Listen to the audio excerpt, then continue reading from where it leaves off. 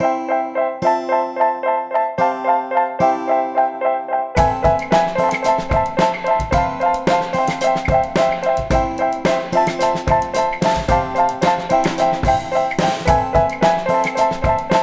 morning, good afternoon, good evening, whenever you're watching this video. We're going to be looking at the third fruit of the Spirit, which is peace. If you have a Bible, turn to Galatians chapter 5, 22 and 23, and this is what it says. But the fruit of the Spirit is love, joy, peace, patience, kindness, goodness, faithfulness, gentleness, and self-control. And we're going to be looking at the third one, which is peace.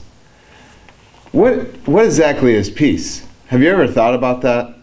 I know there was a time in my life that it was not very peaceful.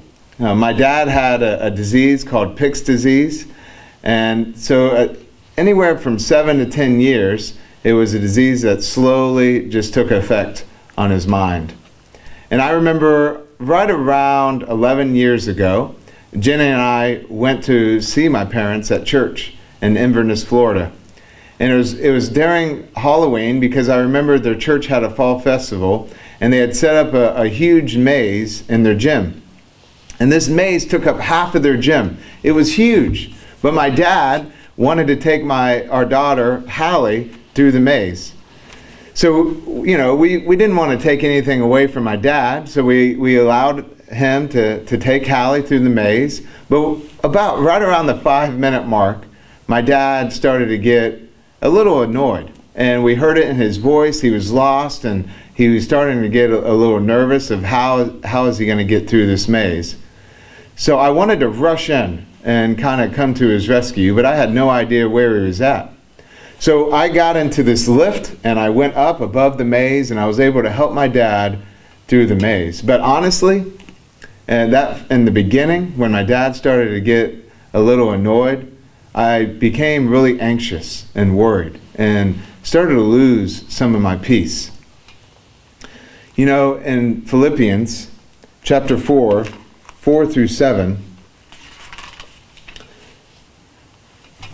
Paul says, "Rejoice in the Lord always. I will say it again, rejoice. Let your gentleness be evident to all. The Lord is near. Do not be anxious about anything, but in everything, by prayer and petition, with thanksgiving, present your requests to God. And the peace of God, which transcends all understanding, will guard your hearts and minds in Christ Jesus." You know, peace is not the absence of conflict or trouble, but rather calm water in the midst of the storm, and realizing that God is in control. What areas in your life do you need to allow God to be in control? Here we have 2 questions for you, and just follow along on the screen and just kind of answer those questions honestly. But also, I want you to pray. I want you to right now just pray and ask God to give you that peace that surpasses all understandings. We love you.